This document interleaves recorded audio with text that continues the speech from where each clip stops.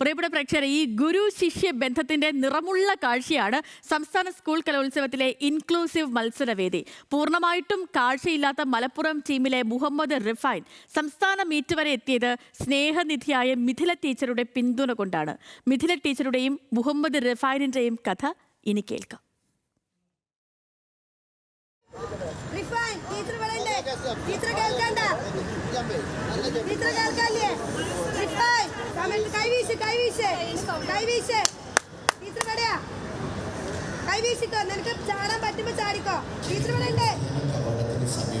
മിഥില ടീച്ചറുടെ വിളിയാണ് മുഹമ്മദ് റിഫൈനിന്റെ ലക്ഷ്യം.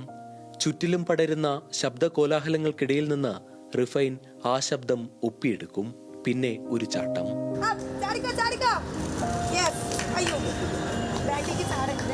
ടീച്ചർ ഓടിയെത്തും. പറ്റിയ പിഴവ് അവന് വേദനിക്കാതെ പറഞ്ഞുകൊടുക്കും. അടുത്ത അവസരത്തിന് വീണ്ടും ഒരുക്കും.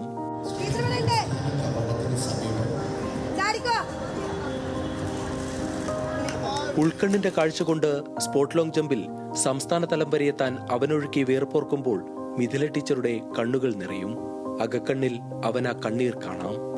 എൻ്റെ ഒരു വാശിയായിരുന്നു ഇവനെ സ്റ്റേറ്റിലേക്ക് എത്തിക്കണം എന്നുള്ളത്. സന്തോഷം കൊണ്ടാട്ടോ കരയുന്നത്.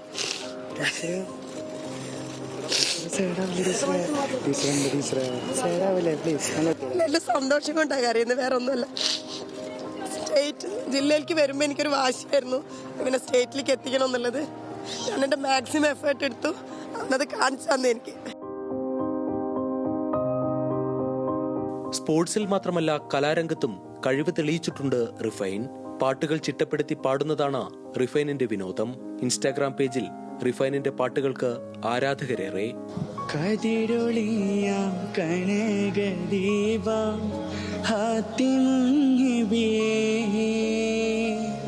കതിരൊളിയാം കനകദീപ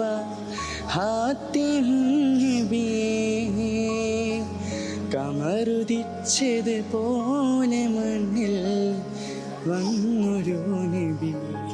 പൊന്നാനി URCയുടെ ഭാഗമായാണ് മുഹമ്മദ് റിഫൈനും മിഥില ടീച്ചറും തിരുവനന്തപുരത്തെത്തിയത്. സ്പോട്ട് ലോങ് ജമ്പിനത്തിൽ മലപ്പുറം ടീമിലെ പൂർണ്ണമായും കാഴ്ചയില്ലാത്ത ഒരേയൊരു അത്ലറ്റ് കൂടിയാണ് റിഫൈൻ. ഒന്നാമതെത്തുന്നവർ മാത്രം ജയിക്കുന്നതാണ് കായികമേളയുടെ ശീലം. എന്നാൽ ഇൻക്ലൂസീവ് വേദിയിൽ എല്ലാവരും ജയിക്കുന്നു. എല്ലാവരെയും ഉൾക്കൊള്ളുക എന്നത് കൂടിയാണ് സംസ്ഥാന കായികമേളയുടെ ഇൻക്ലൂസീവ് വിഭാഗത്തിന്റെ പ്രത്യേകത. റിഫൈനെ പോലെ ഒരുപാട് കുട്ടികൾക്കുള്ള അവസരം കൂടിയാണ് ഇത്തവണത്തെ സ്കൂൾ ഒളിമ്പിക്സ്. ദീപകിനൊപ്പം തിരുവനന്തപുരത്ത് നിന്ന് രുചീഷ് രവീന്ദ്രൻ, ന്യൂസ് മലയാളം.